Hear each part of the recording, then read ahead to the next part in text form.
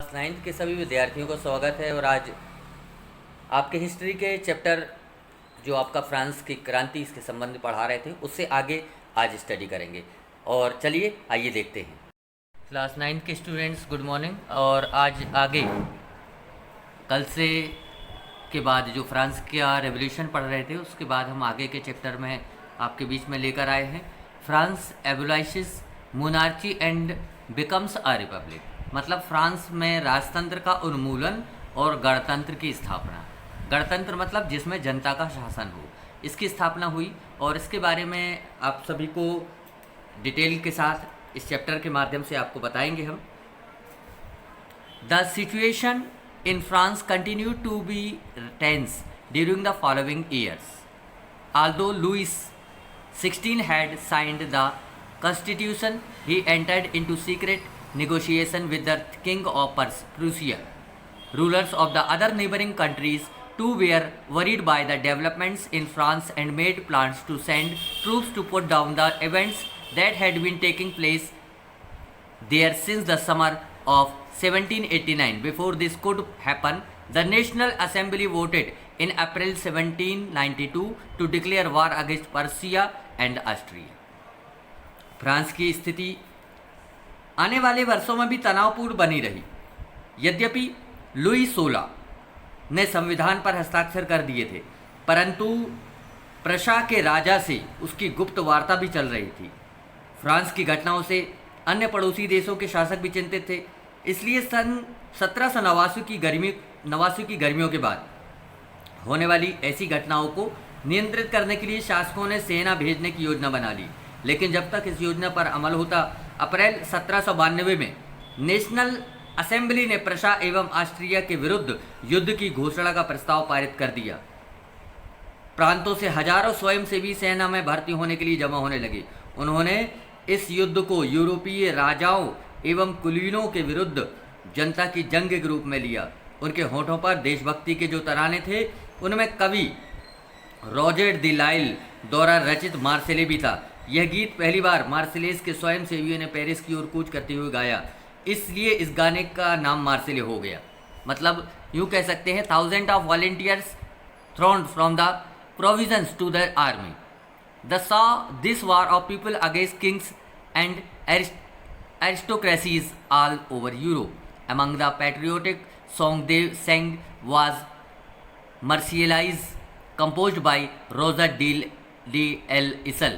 It was sung for the first time by volunteers from Marseille as they marched into Paris, so got its name. The Marseille is now the national anthem of France. इस समय जो मार्साइल है वह France का national anthem है, मतलब राष्ट्रीय गीत। जिस प्रकार से हमारे देश का जो राष्ट्रीय गीत है जनगण मन या वंदे मातरम, उसी प्रकार फ्रांस का जो नेशनल एंथम है वह द मार्साइल है। मतलब हमारा नेशनल एंथम कौन सा है?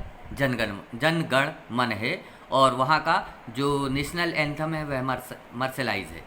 तो ध्यान रखेंगे आगे। The revolutionary wars brought losses and economics difficulties to the people. क्रांतिकारी युद्धों से जनता को भारी क्षति एवं आर्थिक कठिनाइयां झेलना पड़ी। While the men were away fighting at the front, women were left to cope with the task of earning a living and looking there after families. पुरुषों के मोर्चे पर चले जाने के बाद घर परिवार और रोजी रोटी की जिम्मेदारी औरतों के कंधों पर आ पड़ी। देश की आबादी के एक बड़े हिस्से को क्रांति के सिलसिले में आगे बढ़ाने की ज़रूरत है, क्योंकि 1791 के संविधान से सिर्फ अमीरों को ही नहीं बल्कि राजनीति का प्राप्त था, बल्कि और लोगों को भी था। लोग राजनीतिक क्लबों में अड्डे जमाकर सरकारी नीतियों और अपनी कार्ययोजना पर बहस करते थे। इनमें से जैकोबिन क्लब सबसे सफल था, जिसका नाम पेरिस के भूतपूर्व कॉन्वेंट ऑफ सेंट जैकब के नाम पर पड़ा, जो अब राजनीतिक समूह का अड्डा बन गया था। इस पूरी अवधि में महिलाएं भी सक्रिय थीं और उन्होंने अपने क्लब बना लिए। इस अध्याय के खंड 4 में आप उनकी गतिविधियों और मांगों के बारे में जानेंगे। जैकोबिन क्लब के सदस्य मुख्यतः समाज के कम समृद्ध हिस्से से आते थे। इनमें छोटे दुकानदार और कारीगर जैसे जूता बनाने वाले, पेस्ट्री बनाने वाले, घड़ी साथ छपाई करने वाले और नौकर व दिहाड़ी मजदूर शामिल थे। उनका नेता मैक्समिलियन रोबेस्पियर था।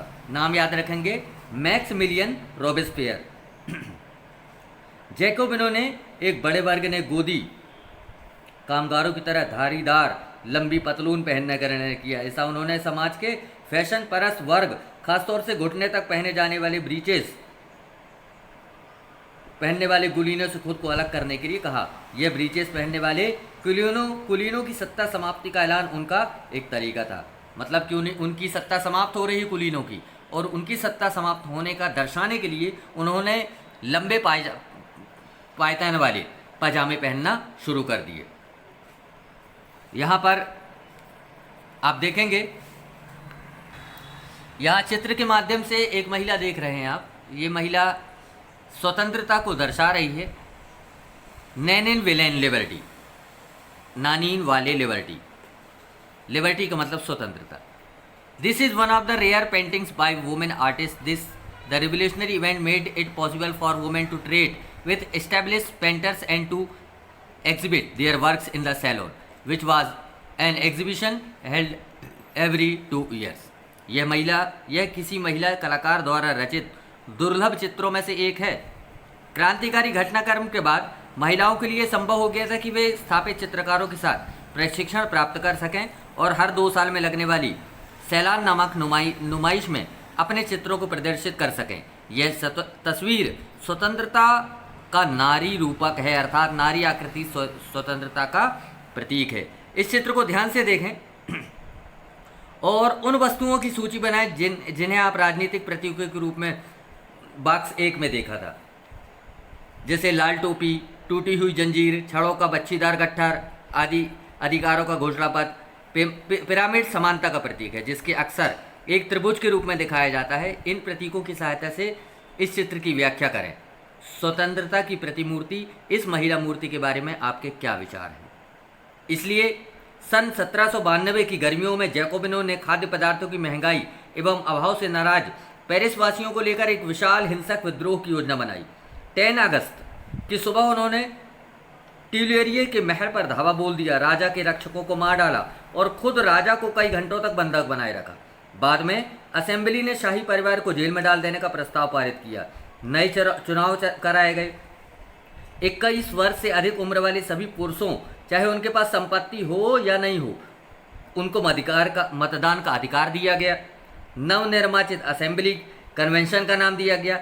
21 सितंबर 1792 को राजतंत्र का अंत कर दिया और फ्रांस को एक गणतंत्र घोषित कर दिया गया। सन 1793 से 1794 तक के काल को आतंक का युग कहा जाता है। The reason of terror, the period from 1793 to 1794 is referred to as the reign of terror. Robespierre followed a policy of several control the punishment all those whom he saw as being enemies of the republic, ex-nobles and clergy, members of the other political parties. Even members of his own party who did not agree with his method were arrested. उस काल को आतंक का युग कहा जाता था। Robespierre ने नियंत्रण एवं दंड की सख्त नीति बनाई। उनके हिसाब से गणतंत्र के जो भी शत्रु थे, कुलीन एवं पादरी, अन्य राजनीतिक दलों के सदस्य, उनकी कार्यशैली से असहमत रखने वाली पार्टी के सदस्य, उन सभी को गिरफ्तार कर जेल में डाल दिया गया और एक क्रांतिकारी न्यायालय द्वारा उन पर मुकदमा चलाया गया। यदि न्यायालय उन्हें दोषी पाता तो गिलोटिन पर चढ़ाकर उनका सर काट दिया जाता। गिलोटिन 2 खंभों के बीच लटकते थे और मशीन था जिस पर रखकर अपराधी का सर धड़ से अलग कर दिया जाता था। इस मशीन का नाम इसके आविष्कारक डॉक्टर गिलोटिन के नाम पर पड़ा। देख रहे हैं स्वतंत्रता क्या है? 2 परस्पर विरोधी विचारधारा। What is liberty? 2 conflicting views. क्रांतिकारी पत्रकार कैमिल डेस मॉलिन्स ने सन 1793 में लिखा, 1793 में राइट किया। इसके कुछ दिनों बाद आतंक राज के दौरान उसे फांसी दे दी गई। कुछ लोगों का मानना है कि स्वतंत्रता एक शिशु के समान है जिसे परिपक्व होने तक अनुशासन की अवस्था से गुजरना आवश्यक है, पर सत्य कुछ और है। स्वतंत्रता सुख शांति है, विवेक है, समानता है, न्याय है एवं अधिकारों का घोषणा पत्र है। हम यूँ कह सकते हैं, liberty is happiness reason, equality, justice. It is the declaration of rights. You would like to finish all of your enemies by guillotining them. आप शायद अपने सभी दुश्मनों को सिर काट सकते हैं। क्या इससे बड़ी क्या मूर्खता हो सकती है? क्या किसी एक व्यक्ति को उसके दसियों सगे संबंधियों को दुश्मन बनाए बिना फांसी के तख्ते पर लाना संभव है? 7 फरवरी 1794 रॉबेस्पियर ने कन्वेंशन में भाषण दिया, जो ला मॉनिटेर यूनिवर्सल अखबार में छापा। उसी भाषण का एक अंश, लोकतंत्र को स्थापित और सुदृढ़ करने के लिए हमें संविधान सम्मत शांतिपूर्ण शासन के लिए हमें सबसे पहले अत्याचारी निरंकुशता के विरुद्ध स्वतंत्रता की लड़ाई को अंतिम परिणति पर पहुंचाना होगा। गणतंत्र के घरेलू एवं बाहरी दुश्मनों को विनाश करना आवश्यक है। इसके बाद हो गई आप देखेंगे डायरेक्टरी रूल्स फ्रांस, मतलब डायरेक्टरी शासित फ्रांस का वहाँ पर स्थापना की गई, जिसमें महिलाएं शुरू से ही फ्रांसीसी समाज में इतने परिवर्तन लाने वाली गतिविधियों में बहुत तरीके से शामिल हो गई। उन्हें उम्मीद थी कि उनकी भागीदारी क्रांतिकारी सरकार को उनके जीवन सुधारने हेतु ठोस कदम के लिए प्रेरित करेगी। तो ये भी, इसमें भी महिलाओं का बहुत बड़ा योगदान था। आप सभी इस चित्र के माध्यम से, इस पिक्चर के माध्यम से देख सकते हैं कि यह चित्र 5 अक्टूबर 1789 की घटनाओं के चित्रों में से एक है। उस दिन महिलाएं पेरिस से वर्साय जाकर राजा को अपने साथ लेकर लौटी थी। देखें, क्या महिलाओं के लिए भी क्रांति हुई? Did the women have a revolution? महिलाएं, जैसा कि बताया गया, महिलाओं ने अपने अधिकार प्राप्ति करने के लिए जिस हद तक आगे जाना था उस हद तक वो आगे चली गई। ओलंप दे गूस क्रांतिकारी फ्रांस के राजनीतिक रूप में सक्रिय महिलाओं में सबसे महत्वपूर्ण योगदान था। उन्होंने संविधान तथा मेल एंड फीमेल पुरुष एवं नागरिक अधिकार घोषणा पत्र का विरोध किया, क्योंकि उसमें महिलाओं को मानव मात्र के मूल अधिकार से वंचित रखा गया था। इसलिए उन्होंने 1791 में महिला एवं नागरिक अधिकार घोषणा पत्र तैयार किया, जिससे महारानी और नेशनल असेंबली के सदस्यों के पास यह मांग करते हुए भेजा कि इस पर कार्रवाई की जाए। फिर दास प्रथा का उन्मूलन आया, दास प्रथा को समाप्त किया गया। द एवोल्यूशन ऑफ स्लेवरी, यहाँ पर आप देख रहे हैं, one of the most revolutionary social reforms of the Jacobin regime was the evolution of slavery in the French colonies. तो इसके बाद अब हम आगे के चैप्टर में आप और आगे इसके बारे में पढ़ेंगे। आज के लिए इतना ही।